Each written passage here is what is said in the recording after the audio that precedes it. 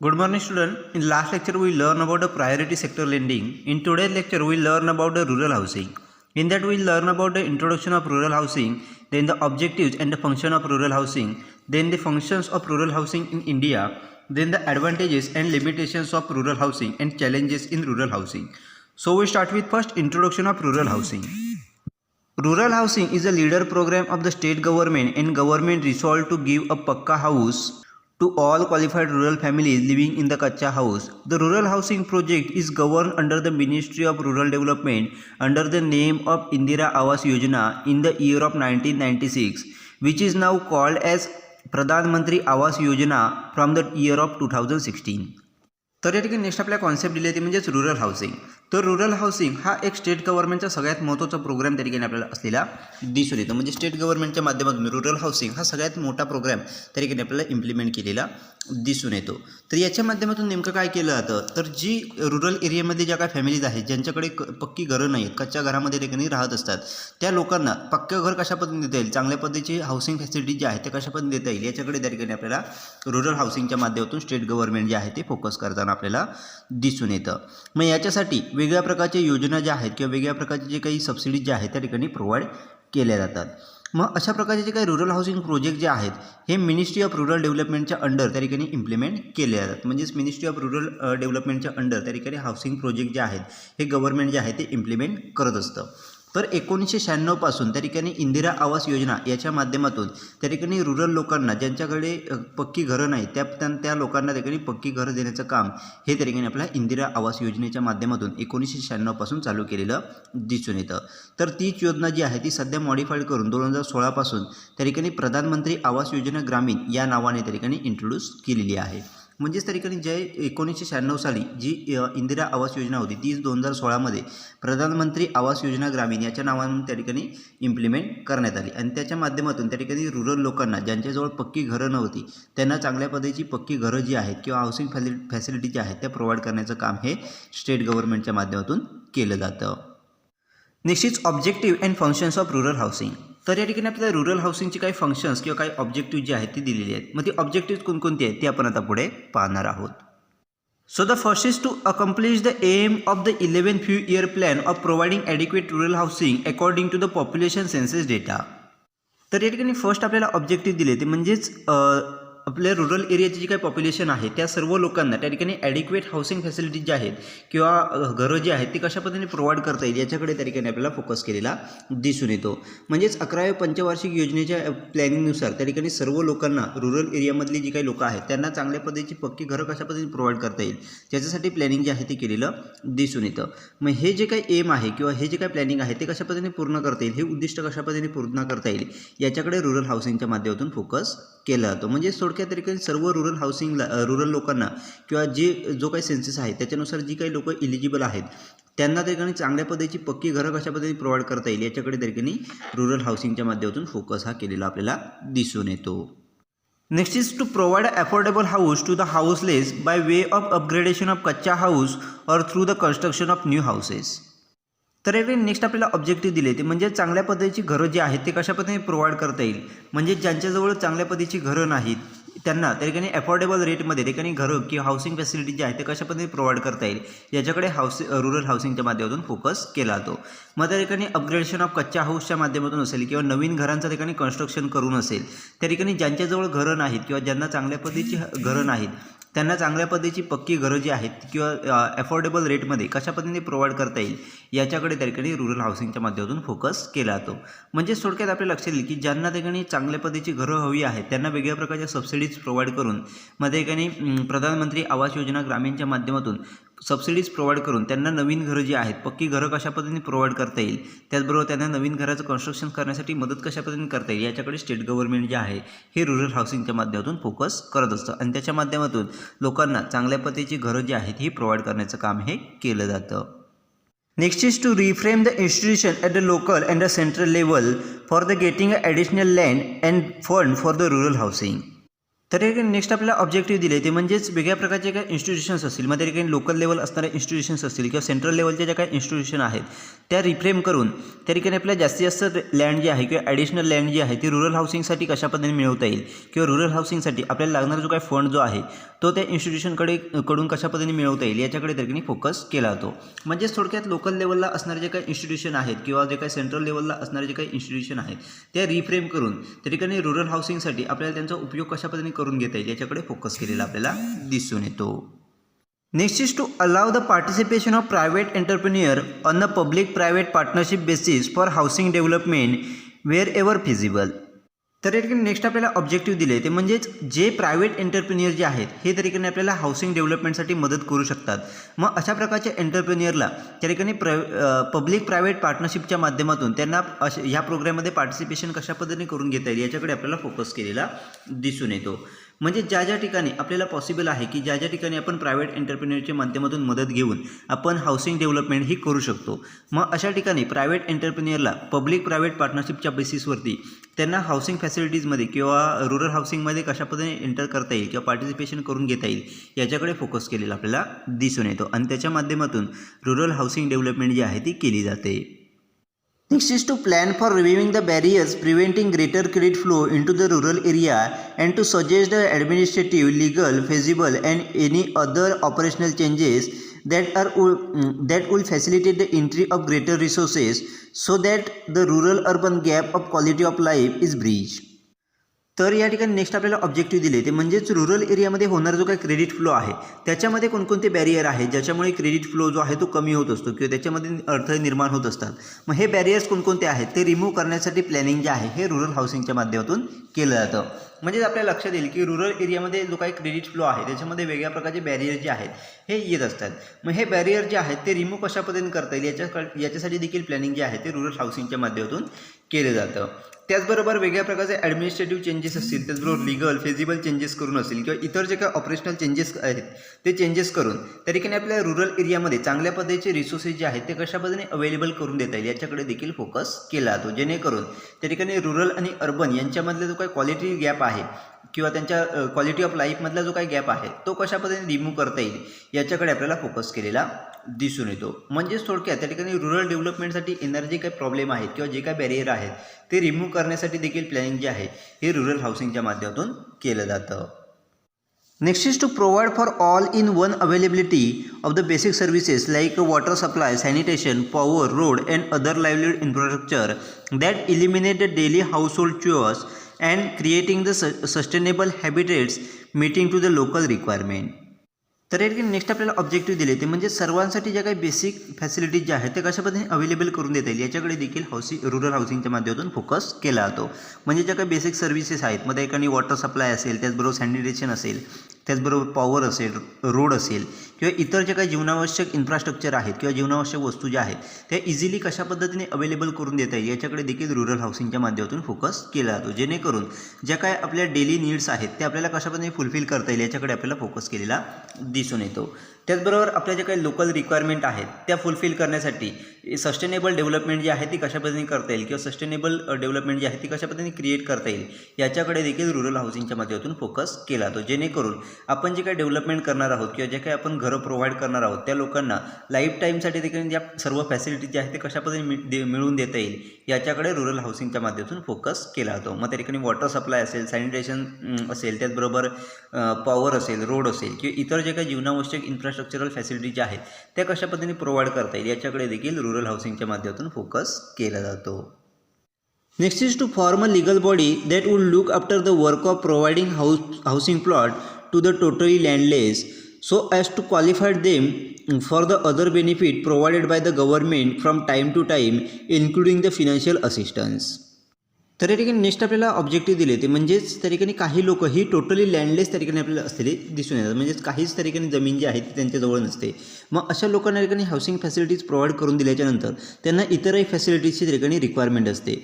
मग या facilities provide करून देण्यासाठी एक लीगल बॉडी जी आहे ती फॉर्म करण्याचं काम त्या ठिकाणी रुरल हाऊसिंगच्या माध्यमातून केलं जातं. म्हणजेच थोडक्यात आपल्या लक्षात येईल की आपण त्या ठिकाणी टोटली लँडलेस असणाऱ्या ज्या लोकांना त्या ठिकाणी हाऊसिंग प्लॉट त्या ठिकाणी देत असतो, मग त्यांना इतरही ज्या काही गोष्टी आहेत त्याची गरज असते, मग त्या इतर फॅसिलिटीज प्रोव्हाइड करण्यासाठी त्यांना क्वालिफाय करण्याचं काम हे त्या लिगल बॉडीवरती दिलं जातं. मग त्याच्यासाठी एक स्पेसिफिक लिगल बॉडी जी आहे ती प्रोव्हाइड केली जाते आणि त्याच्या माध्यमातून गव्हर्नमेंटच्या माध्यमातून ज्या काही टाईम टू टाईम बेसिसवरती ज्या काही फॅसिलिटीज त्या ठिकाणी प्रोव्हाइड केल्या जातात किंवा जे काही बेनिफिट त्या ठिकाणी दिले जातात ते त्या लोकांपर्यंत कशापद्धतीने पोहोचवता येईल याच्याकडे त्या ठिकाणी फोकस केला जातो.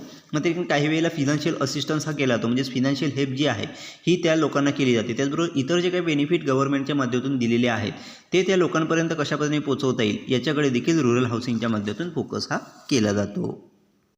Next is to provide awareness and promote a cost-effective, environment-friendly, energy-saving and disaster-resistant technology that will help in development of rural sector. तर या ठिकाणी नेक्स्ट आपल्याला ऑब्जेक्टिव्ह दिले ते म्हणजेच रुरल लोकांमध्ये एक अवेअरनेस असेल किंवा त्यांना वेगवेगळ्या गोष्टी करण्यासाठी प्रमोट कशा पद्धतीने करता येईल याच्याकडे आपल्याला फोकस केलेला दिसून येतो. म्हणजेच कॉस्ट इफेक्टिव्ह असेल त्याच्याबद्दल त्या ठिकाणी अवेअरनेस क्रिएट करणं असेल किंवा इन्व्हायरमेंट फ्रेंडली वर्क असेल, त्याचबरोबर एनर्जी सेव्हिंग असेल, त्याचबरोबर डिझास्टर रेजिस्टन्स टेक्नॉलॉजी असतील, याच्याबद्दल रुरल लोकांमध्ये अवेअरनेस कशा पद्धतीने क्रिएट करता येईल, त्याचबरोबर त्यांना प्रमोट कशा पद्धतीने करता येईल याच्याकडे देखील रुरल हाऊसिंगच्या माध्यमातून फोकस केला जातो, जेणेकरून त्या ठिकाणी आपल्या रुरल सेक्टरची एक चांगल्या पद्धतीची डेव्हलपमेंट जी आहे ती करण्यासाठी आपल्याला मदत झालेली दिसून येईल. म्हणजेच कॉस्ट इफेक्टिव्हनेसच्या माध्यमातून असेल, त्याचबरोबर इन्व्हायरमेंट फ्रेंडली असेल, त्याचबरोबर एनर्जी सेव्हिंग असेल, त्याचबरोबर डिझास्टर रेजिस्टन्स टेक्नॉलॉजी असतील, याच्या माध्यमातून त्या ठिकाणी आपल्याला रुरल सेक्टरमध्ये डेव्हलपमेंट करण्यासाठी मदत झालेली दिसून येते.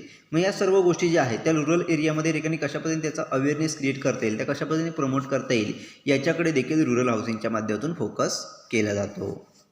Next is to provide a technical and skilled worker for meeting the development work including the local masons and artisans. तर नेक्स्ट आपल्याला ऑब्जेक्टिव्ह दिले ते म्हणजेच त्या ठिकाणी रुरल एरियामध्ये जे काही डेव्हलपमेंट वर्क आहे ते पूर्ण करण्यासाठी लागणारे जे काही टेक्निकल असिस्टन्स आहे किंवा स्किल्ड वर्कर जे आहेत ते प्रोव्हाइड करण्याचं काम देखील रुरल हाऊसिंगच्या माध्यमातून केलं जातं.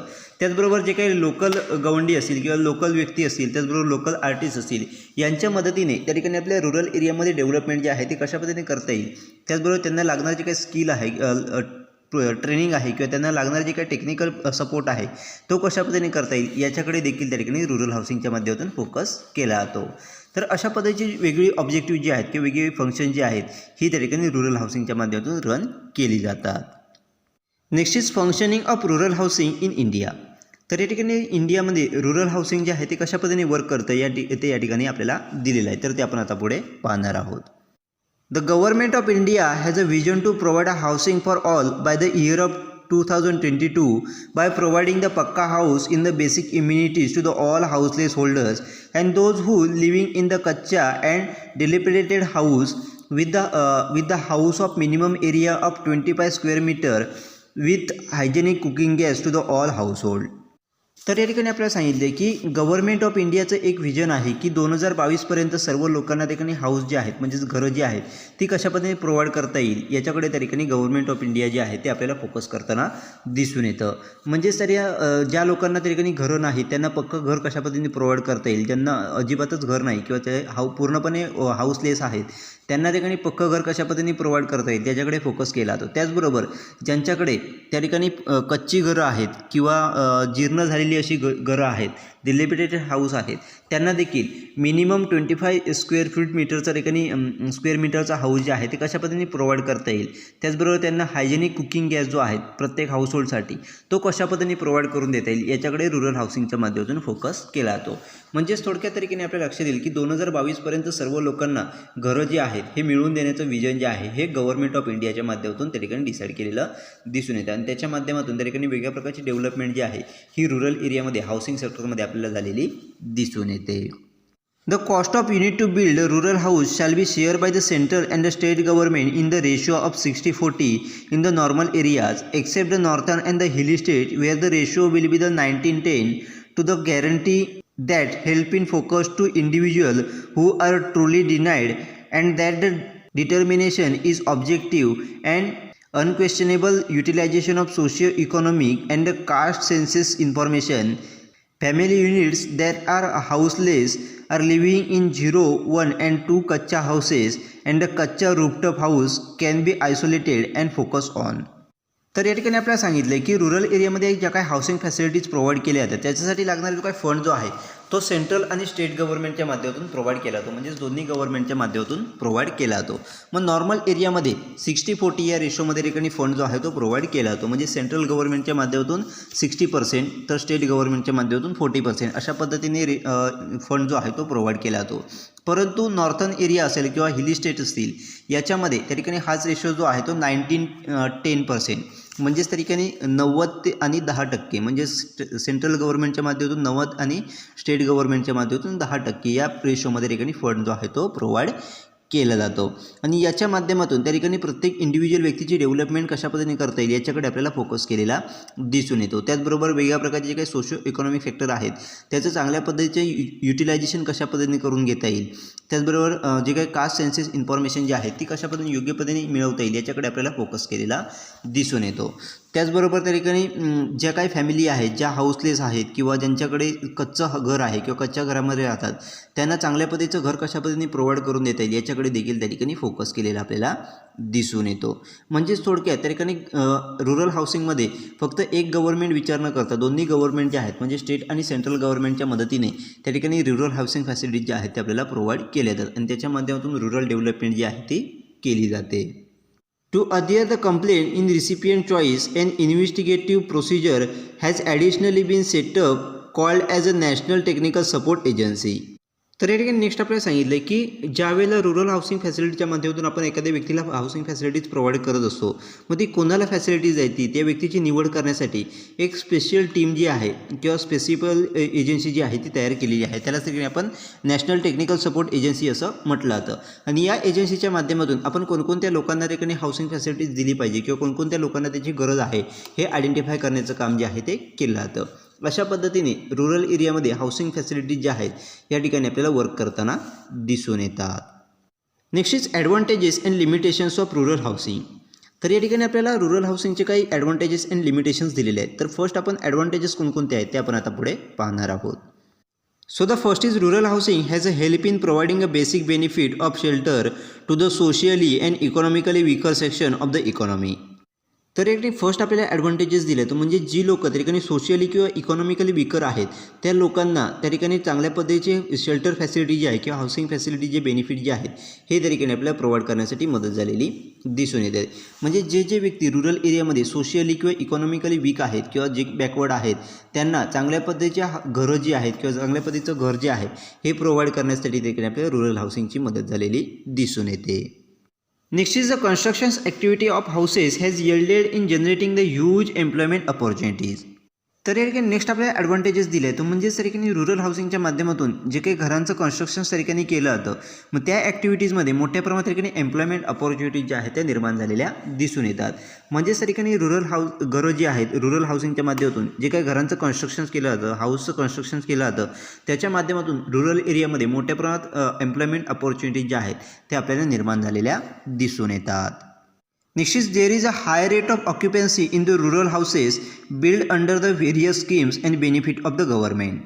तर या ठिकाणी नेक्स्ट आपल्याला ॲडव्हान्टेजेस दिले आहे तो म्हणजेच गव्हर्नमेंटच्या माध्यमातून जे काही बेनिफिट त्या ठिकाणी प्रोव्हाइड केले जातात किंवा वेगळ्या प्रकारचे जे काही फॅसिलिटीज किंवा स्कीम ज्या आहेत त्या प्रोव्हाइड केल्या जातात मग त्याच्यामध्ये त्या ठिकाणी आपल्याला रुरल एरियाचा ऑक्युपन्सी रेट जो आहे तो ठिकाणी आपल्याला मोठ्या प्रमाणात असलेला दिसून येतो. म्हणजेच रुरल हाऊसिंग जे आहे याच्यामध्ये त्या ठिकाणी ऑक्युपन्सी रेट जो आहे किंवा गव्हर्नमेंटच्या माध्यमातून प्रोव्हाइड केले जाणारे जे काही बेनिफिट्स असतील किंवा त्याचा जो काही स्कीम्स असतील याचा ऑक्युपन्सी रेट जो आहे तो ठिकाणी आपल्याला मोठ्या प्रमाणात असलेला किंवा जास्त असलेला आपल्याला दिसून येतो. Next is rural housing has also help in increasing the scope of skill beneficiaries like masons carpenters etcetera by helping them to focus on increasing their earning. तर या ठिकाणी नेक्स्ट आपल्याला बेनिफिट दिला आहे किंवा ॲडव्हान्टेजेस दिले आहे तो म्हणजेच त्या ठिकाणी रुरल हाऊसिंगच्या माध्यमातून रुरल एरियामध्ये असणारे जे काही स्किल वर्कर आहेत किंवा स्किल बेनिफिशियरीज आहेत त्यांना ठिकाणी आपल्याला मोठ्या प्रमाणात बेनिफिट हा त्या ठिकाणी झालेला दिसून येतो. म्हणजेच एखादा मेसन्स असेल म्हणजेच गवंडी काम करणारा व्यक्ती असेल एखादा कार्पेंटर असेल सुतार असेल त्याला त्या ठिकाणी जॉब ऑपॉर्च्युनिटीज ज्या आहेत त्या निर्माण झालेल्या आपल्याला दिसून येतात किंवा त्यांना त्याची मदत जी आहे रुरल हाऊसिंगची झालेली दिसून येते. कारण आपण घर बांधताना त्या ठिकाणी गवंडी काम असेल सुतार काम असेल या गोष्टी ठिकाणी ॲड करावे लागतात. मग त्या लोकांचं अर्निंग वाढवण्याच्या दृष्टिकोनातून त्या ठिकाणी रुरल हाऊसिंगच्या माध्यमातून फोकस जो आहे तो केला जातो आणि त्या व्यक्तींना त्यांनी त्यांचं हेल्प जी आहे किंवा त्यांना मोठ्या प्रमाणात मदत जी आहे ही रुरल हाऊसिंगची झालेली आपल्याला दिसून येते. अशा पद्धतीचे वेगवेगळे ॲडव्हान्टेजेस जे आहेत किंवा बेनिफिट जे आहेत हे त्या ठिकाणी आपल्याला रुरल हाऊसिंग सेक्टरच्या ठिकाणी रुरल एरियामध्ये झालेले दिसून येतात. So the next is limitations. तर या ठिकाणी आपल्याला रुरल हाऊसिंगचे काही लिमिटेशन्स आहेत ते देखील दिले आहेत. तर लिमिटेशन्स कोणकोणते आहेत ते आपण आता पुढे पाहणार आहोत. Next is though the government is trying its level best to provide houses for the houseless it does not match the quality of houses. तर या ठिकाणी नेक्स्ट आपल्याला लिमिटेशन्स दिले किंवा डिसॲडव्हान्टेजेस दिले ते म्हणजेच त्या ठिकाणी आपल्याला लक्षात येईल की गव्हर्नमेंटच्या माध्यमातून त्या ठिकाणी हाऊसलेस लोकांना किंवा ज्यांना घरं नाही त्यांना घर देण्याचा प्रयत्न हा मोठ्या प्रमाणात चांगल्या पद्धतीने त्या ठिकाणी आपल्याला केलेला दिसून येते. गव्हर्नमेंट जे आहे ते योग्य पद्धतीने त्या ठिकाणी प्रयत्न जे आहे ते आपल्याला करताना दिसून येते. परंतु घर प्रोव्हाइड करत असताना त्याची जी काही क्वालिटी जी आहे ती मेंटेन करण्यामध्ये गव्हर्नमेंट जे आहे ते कुठेतरी आपल्याला कमी पडलेलं दिसून येतं किंवा घराची जी काही क्वालिटी आहे ती मॅच करण्यामध्ये गव्हर्नमेंट जे आहे ते कुठेतरी आपल्याला कमी पडलेलं दिसून येतं. अशा पद्धतीचं लिमिटेशन जे आहे हे तरीकेने आपल्याला आलेलं दिसून येतात. Next is there is a huge wait list for the availing the benefit of rural houses due to the extensive population that lack a basic need of shelter. तर या ठिकाणी नेक्स्ट आपल्याला लिमिटेशन्स दिले ते म्हणजेच आपल्याला लक्षात येईल की रुरल हाऊसिंगच्या माध्यमातून जे काही बेनिफिट मिळत असतात त्याच्यासाठी मोठ्या प्रमाणात लोक जे आहेत ते आपल्याला वेट करताना दिसून येतात. मग आपली पॉप्युलेशन ही जास्त असल्यामुळे त्या लोकांना त्यांची जी काही बेसिक नीड आहे शेल्टरची जी काही किंवा घराची जी काही बेसिक नीड आहे त्याच्यापासून कुठेतरी आपल्याला लोक जी आहेत ती वंचित राहिलेली देखील दिसून येतात. कारण आपली पॉप्युलेशन जी आहे ती जास्त असल्यामुळे प्रत्येकाचा नंबर येईपर्यंत त्या लोकांना ठिकाणी वेट हे करावं लागतं. त्यामुळे ती लोकं जी आहेत ही घरापासून किंवा त्यांची जी काही बेसिक नीड आहे शेल्टरची याच्यापासून त्या ठिकाणी वंचित राहिलेली दिसून येतात. Next is there are various intermediaries like a Gram Sabha and other institution who influence the selection process for granting the houses to the beneficiaries. तर याकडे नेक्स्ट आपल्याला लिमिटेशन्स दिले ते म्हणजेच रुरल हाऊसिंग फॅसिलिटीज आपण प्रोव्हाइड करत असतात त्याच्यामध्ये मोठ्या प्रमाणात इंटरमेडिएट जे आहेत ते असलेले आपल्याला दिसून येतात. मग त्या ठिकाणी ग्रामसभा असेल किंवा इतर इन्स्टिट्यूशन जे आहेत हे अशा पद्धतीचे इंटरमेडिएरीज जे आहेत ते मोठ्या प्रमाणात आपल्याला दिसून येतात. आणि त्यामुळेच काय होतं तर त्या ठिकाणी ज्या व्यक्तीला ॲक्च्युअलमध्ये घराची गरज आहे त्याच्यापर्यंत बेनिफिट जे आहे ते पोहोचवण्यामध्ये त्या ठिकाणी आपल्याला अडथळे जे आहेत ते निर्माण झालेले दिसून येतात. कारण सिलेक्शन प्रोसेस जी आहे याच्यामध्ये त्या ठिकाणी ग्रामसभा असेल किंवा इतर जे काही इन्स्टिट्यूशन आहेत याच्या माध्यमातून त्या ठिकाणी मोठ्या प्रमाणात इम्पॅक्ट किंवा इन्फ्लुएन्स जो आहे हे त्या ठिकाणी निर्माण केलेले आपल्याला दिसून येतात. आणि त्याच्यामुळेच त्या ठिकाणी जो ॲक्च्युअलमध्ये ज्याला बेनिफिट हवा आहे तो त्या ठिकाणी वंचित राहिलेला आपल्याला दिसून येतो किंवा त्याला बेनिफिट घेण्यापासून मोठ्या प्रमाणात अडथळे जे आहेत हे या बॅरियर्सच्या माध्यमातून किंवा इंटरमेडिएटच्या माध्यमातून निर्माण झालेले आपल्याला दिसून येतात. Next is the size of dwelling is little more than the 20 square meter which lack the separate room like a living room, bedroom and washroom that are the quite often seen in the urban areas. तर या ठिकाणी next आपल्याला दिले ते म्हणजेच house of dwelling म्हणजेच घराची जी काही साईज आहे ही फक्त ठिकाणी आपल्याला 20 स्क्वेअर मीटर असलेली दिसून येते. त्याच्यामध्ये सेपरेट रूम जे आहे मग लिव्हिंग रूम असेल बेडरूम असेल वॉशरूम जे आहे ते ठिकाणी इन्क्लूड केलेलं नाही. परंतु अर्बन एरियाचा जर विचार केला तर अर्बन एरियामध्ये या सर्व गोष्टी ज्या आहेत त्या हाऊसिंगमध्ये आपल्याला असलेल्या दिसून येतात. परंतु रुरल हाऊसिंगमध्ये या गोष्टी ज्या आहेत ते इन्क्लूड केलेले नाहीत. मग अशा पद्धतीचे लिमिटेशन जे आहेत हे ठिकाणी रुरल हाऊसिंगमध्ये ठिकाणी आपल्याला आलेले दिसून येतात. Next is challenges in rural housing. तर या ठिकाणी आपल्याला रुरल हाऊसिंगचे काही चॅलेंजेस जे आहेत ते दिलेले आहेत. तर ते चॅलेंजेस कोणकोणते आहेत ते आपण आता पुढे पाहणार आहोत. So the first is there is a infrequent registration of holding and usually ancestral properties are recorded in terms which are not understood by the present day's financial institution. The registrations is hold are usually done on the mutual understanding. तर एक first आपल्याला challenges दिले ते म्हणजे there is a infrequent registration of holdings. म्हणजे sir ठिकाणी वेगळ्या प्रकारचे जे काही प्रॉपर्टीज आहेत किंवा वेगळ्या प्रकारचे जे काही होल्डिंग्सच्या नोंदी आहेत या ठिकाणी अगदी कमी प्रमाणात इनफ्रिक्वेंटली आपल्याला केलेल्या दिसून येतात. त्याचबरोबर आपल्याला लक्षात येईल की वडिलोपार्जित जे काही प्रॉपर्टीज आहेत त्याचं रजिस्ट्रेशन जे आहे हे त्या ठिकाणी अशा पद्धतीने केलं जातं की त्या ठिकाणी अगदी रेकॉर्ड जे आहे ते कमी प्रमाणात त्या ठिकाणी आपल्याला केलेलं दिसून येतं. आणि या गोष्टी ज्या आहेत या फिनान्शियल इन्स्टिट्यूशनच्या माध्यमातून त्या ठिकाणी अंडरस्टूड केल्या जात नाही किंवा समजून घेतले जात नाही. त्यामुळे ज्या व्यक्तीची ॲक्च्युअलमध्ये जमीन आहे त्याची ठिकाणी जमीनच नाही असं ठिकाणी रेकॉर्डमध्ये ठिकाणी रिप्रेझेंट केलं जातं आणि त्याच्या माध्यमातून अशा प्रकारचे काही बेनिफिट आहेत त्याचा फायदा जो आहे तो त्या लोकांकडून घेतला जातो. कारण ज्या काही वडिलोपार्जित जमिनी ज्या आहेत त्याचं रजिस्ट्रेशन जे आहे हे म्युच्युअल अंडरस्टँडिंगच्या माध्यमातून केलं जातं. त्यामुळे त्या व्यक्तीच्या नावावरती कोणत्याही प्रकारची जमीन नाही किंवा कोणत्याही प्रकारचं घर नाही असं ठिकाणी रिप्रेझेंट केलं जातं आणि त्याच्या माध्यमातून गव्हर्नमेंटचे जे काही बेनिफिट आहेत ते ठिकाणी घेण्याचा प्रयत्न जो आहे तो केला जातो. अशा पद्धतीचं चॅलेंजेस जे आहे हे ठिकाणी आपल्याला रुरल हाऊसिंगमध्ये असलेलं दिसून येतं. Next is there are the difficulties face in the estimating the rural income of rural household. म्हणजेच त्या ठिकाणी नेक्स्ट आपल्याला दिले ते म्हणजेच त्या ठिकाणी आपल्याला लक्षात येईल की रुरल एरियामध्ये असणारे जी काही लोक आहेत त्यांचं ॲक्च्युअल इन्कम किती आहे किंवा त्या घराचं रुरल हाऊसहोल्डचं इन्कम किती आहे हे त्या ठिकाणी आयडेंटिफाय करणं खूप डिफिकल्ट त्या ठिकाणी असलेलं दिसून येतं. त्यामुळे अशा प्रकारचे बेनिफिट जे आहेत ती रुरल एरियामधील लोक जे आहेत ती इझिली त्या ठिकाणी आपल्याला घेताना दिसून येतात. Next is government is yes to identify incentive for entering the rural housing business. म्हणजेच त्या ठिकाणी रुरल हाऊसिंग बिझनेसमध्ये ठिकाणी एंटर करण्यासाठी गव्हर्नमेंटच्या माध्यमातून अद्याप कोणत्या प्रकारचे इन्सेंटिव्ह जे आहे किंवा कोणत्या प्रकारचं प्रोत्साहन जे आहे हे त्या ठिकाणी आपल्याला दिलेलं दिसत नाही. म्हणजेच त्या ठिकाणी प्रायव्हेट सेक्टरला त्या ठिकाणी रुरल हाऊसिंगमध्ये एंटर करण्यासाठी कोणत्या प्रकारचं प्रोत्साहन जे आहे ते आपल्याला दिलेलं दिसत नाही. अशा पद्धतीचे चॅलेंजेस जे आहेत ही त्या ठिकाणी आपल्याला रुरल हाऊसिंगमध्ये असलेली दिसून येतात. तर अशा पद्धतीने त्या ठिकाणी आपण रुरल हाऊसिंग म्हणजेच काय ते बघितलं, त्याचे ऑब्जेक्टिव्ह कोणकोणते आहेत, त्याची फंक्शन कोणकोणती आहेत, त्याच्यानंतर इंडियामध्ये रुरल हाऊसिंग सेक्टर जे आहे ते कशा पद्धतीने फंक्शन करतं ते पाहिलं, त्याचे ॲडव्हान्टेजेस पाहिले, त्याचे लिमिटेशन्स पाहिले, त्याच्यानंतर रुरल हाऊसिंगमध्ये चॅलेंजेस कोणकोणते आहेत ती देखील आपण पाहिलेली आहेत. अशा पद्धतीने ओव्हरऑल त्या ठिकाणी रुरल हाऊसिंग सेक्टर जे आहे ते कशा पद्धतीने रन होतं ते आपण त्या ठिकाणी पाहिलेलं आहे.